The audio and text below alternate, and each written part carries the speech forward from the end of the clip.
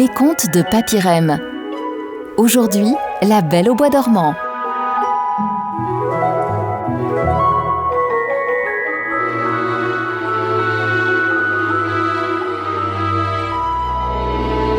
Il était une fois, dans un lointain pays, un roi et une reine qui se disaient chaque jour « Ah, si nous avions un enfant !»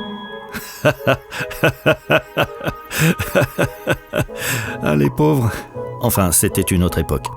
En tout cas, ce n'était pas faute d'essayer.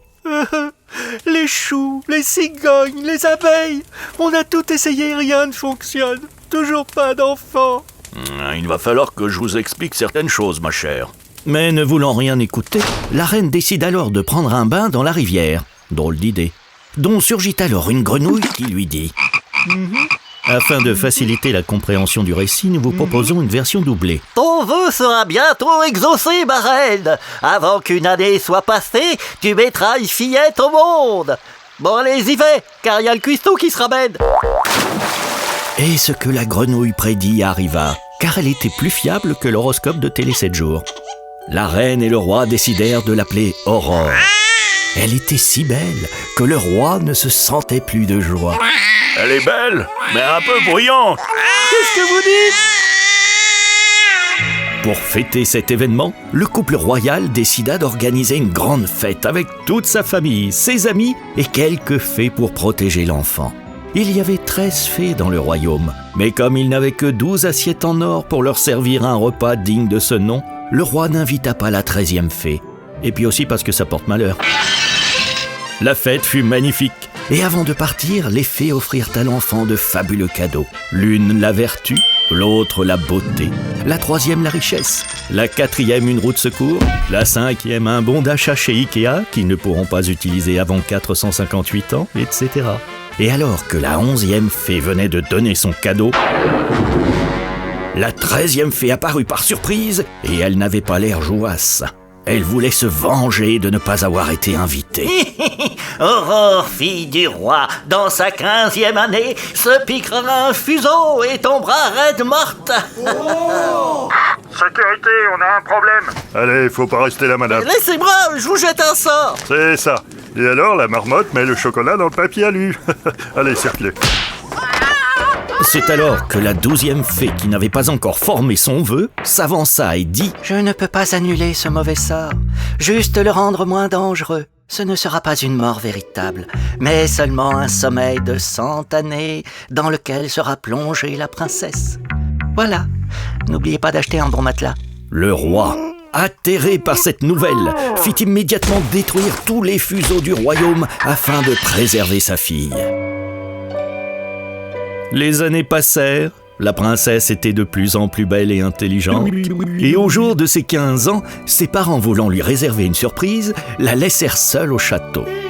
Elle s'y promena partout, et finalement arriva dans une vieille tour, monta un vieil escalier en pierre, et découvrit derrière une vieille porte qui s'ouvrit avec une vieille clé, une vieille femme qui filait du lin.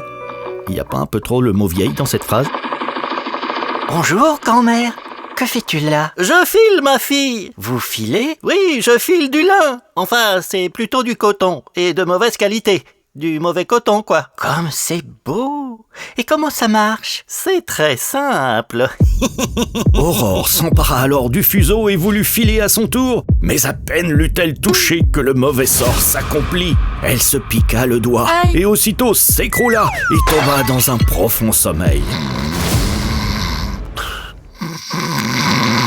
C'est à ce moment-là que le couple royal rentra et découvrit Aurore endormie.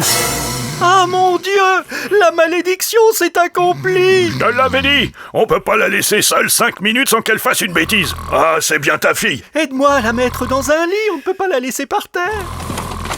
Dis donc, elle en écrase. Au fait, il y avait pas une vieille ici. Si, mais elle a filé.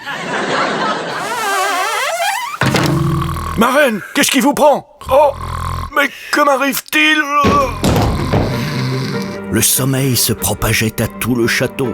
Le roi, la reine, le cavalier, le fou, le pion, toute la cour, les domestiques, les chevaux, les chiens, les mouches, et même le feu dans les cheminées. Le vent s'arrêta, Et tout autour du château, des haies d'épines se mirent à pousser, de plus en plus hautes, jusqu'à ce qu'on ne vit même plus les toits. Dans le pays, la légende de la Belle au bois dormant se répandit. Et les princes qui tentaient d'approcher le château restaient accrochés dans les épines, tellement elles étaient denses et serrées. Hey, c'est que ça pique ces trucs. Le temps passa, et de longues années plus tard, un fils de roi venu d'un pays encore plus lointain arriva dans la contrée. Oh là, mon brave, qu'y a-t-il d'intéressant à voir dans cette région? Le vieillard lui raconta alors la légende de la Belle au bois dormant. Et tous les habitants du château s'endormirent pour 100 ans. Les femmes, les hommes, les animaux, tout. Ils ont même coupé l'eau. Eh ben, quelle histoire. Ah bah tiens, justement, ça fait 100 ans aujourd'hui. Je vais aller la voir, moi, cette Belle au bois dormant. Vous êtes fous! N'y allez pas! Vous allez mourir comme tous les autres princes qui ont essayé de la sauver! Même pas peur. Allez, écarte-toi, vieil homme. Place à la jeunesse. Mip, mip.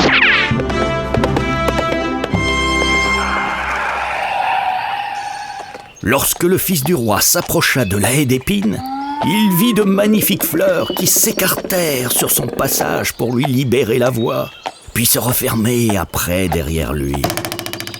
Il gara son cheval dans la cour du château, puis traversa toutes les pièces, remplies de personnes et d'animaux endormis, pour arriver dans la tour où se trouvait Aurore. Y a quelqu'un? Ouh.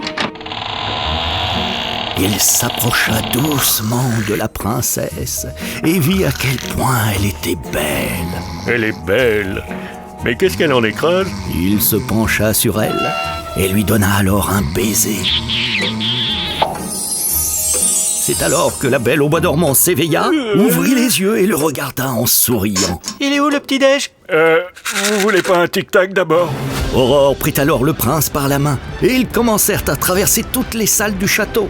Sur leur passage, tout le monde revenait à la vie, jusqu'à la salle du trône, où le roi et la reine eurent le plaisir de revoir leur fille vivante.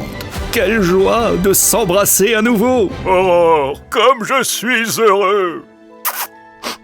Oula! Oui, elle a encore un peu une haleine de cow-boy. La fille de son père. Et il fut décidé d'organiser le plus fastueux des mariages pour célébrer l'événement. Car ils se marièrent, furent heureux et eurent beaucoup d'enfants. Ah, les pauvres. Alors, prince, heureux? Un peu, mon neveu. Mais quel est donc cet engin diabolique? Vous avez dormi pendant 100 ans. Il y a des choses qui ont changé.